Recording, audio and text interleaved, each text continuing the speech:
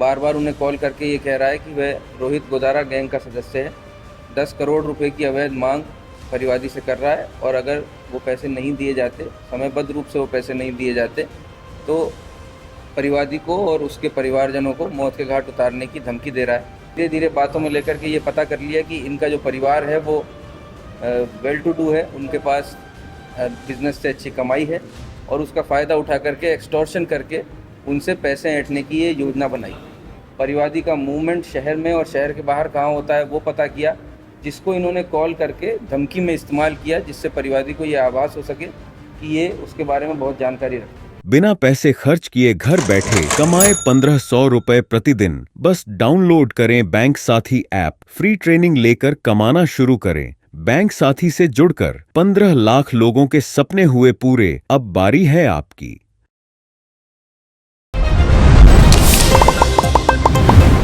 तो ये घटनाक्रम इस प्रकार से है कि 27 तारीख को, गत 27 मई को एक एफआईआर हमें प्राप्त हुई थी, एक कंप्लेंट प्राप्त हुई थी, जिसमें परिवादी जो कि सिविल लाइंस के निवासी हैं, एक स्टील के व्यापारी हैं, उन्होंने ये शिकायत दर्ज कराई थी कि उनके पास एक अननोन नंबर से कॉल आया है, जो एक एक्सटॉर्शन कॉल है, जिस पर कोई व्यक्ति, एक अनजान व्यक्ति बार बार उन्हें कॉल करके ये कह रहा है कि वह रोहित गोदारा गैंग का सदस्य है।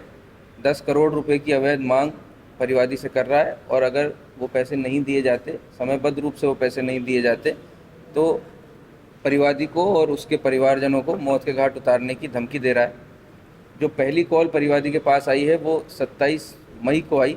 तत्पश्चात उनके पास 2 कॉल और भी है, जिसमें लगातार दबाव बनाया जा रहा था कि 10 करोड़ रुपए रोहित गोदारा गैंग के सदस्य बन करके उनसे मांगे जा रहे थे और अगर वो पैसे नहीं दिए जाते हैं तो फिरौती की रकम ना मिलने पर हत्या तक की धमकी उनको दे रहे थे। बहुत ही संगीन क्योंकि ये मामला था और वास्तव में ये तार किसी गैंग से जुड़े होने की अंदेशा होने पर विशेष टीमों का गठन श्रीमान पैंथरसिटी कुंवर राजदीप साहब के द्वारा किया गया। कई टीमों ने तकनीकी आसूचना और मानव आसूचना को डेवलप करके इस षड्यंत्र का खुलासा किया। जो षड्यंत्र है वो इस तरह से रचा गया कि ये 4 लोग हैं, जिनका नाम लोकेंद्र, जयप्रकाश, महेश और लखन है। ये 4 लोग में से जो 3 लोग हैं वो सीके बिरला हॉस्पिटल में डायलिसिस विंग में काम करते हैं। परिवादी के घर से एक बुजुर्ग महिला रेगुलर डायलिसिस कराने सीके बिरला हॉस्पिटल में जाते थे, जहां इस पूरे गिरोह ने उनसे परिचय किया, उनका जो ड्राइवर था उससे परिचय किया और धीरे धीरे बातों में लेकर के ये पता कर लिया कि इनका जो परिवार है वो वेल टू डू है, उनके पास बिजनेस से अच्छी कमाई है और उसका फ़ायदा उठा करके एक्सटॉर्शन करके उनसे पैसे ऐंठने की ये योजना बनाई। उसके बाद उन लोगों ने एक फर्जी सिम, जो एक किसी अनपढ़ व्यक्ति के नाम से थी, वो जारी कराई। उस सिम का दुरुपयोग करके एक बिना ट्रैक करने योग्य, बिना बिल का एक कीपैड मोबाइल ख़रीदा और इन चारों ने मूवमेंट करते हुए शहर में एक जगह न रुक करके बार बार एक्सटॉर्शन की ये कॉल परिवादी को की, जिसमें खुद को रोहित गोदारा गैंग का सदस्य बताया।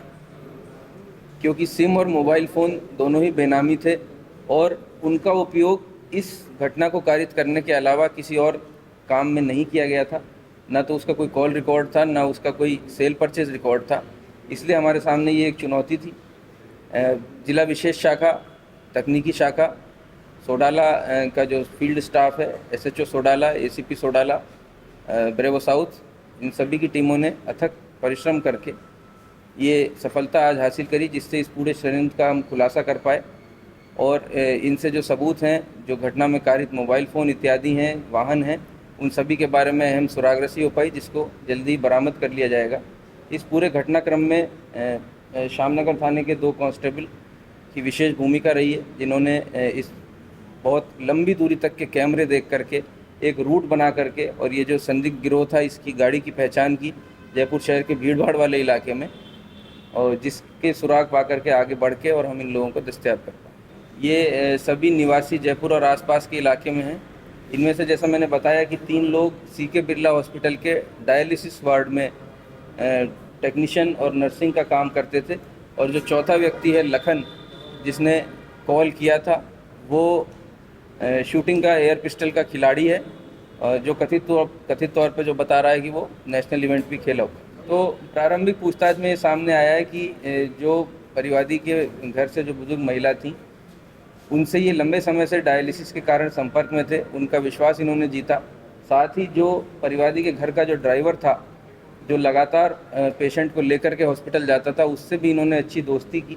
उसके मोबाइल से सोशल मीडिया खंगाल करके परिवादी के परिवार के समस्त सदस्यों के फ़ोटोग्राफ निकाले, परिवादी का मूवमेंट शहर में और शहर के बाहर कहाँ होता है वो पता किया, जिसको इन्होंने कॉल करके धमकी में इस्तेमाल किया, जिससे परिवादी को ये आभास हो सके कि ये उसके बारे में बहुत जानकारी रखते हैं। इनमें से जो एक मुख्य आरोपी जयप्रकाश है, वो सट्टा खेलने का आदी है।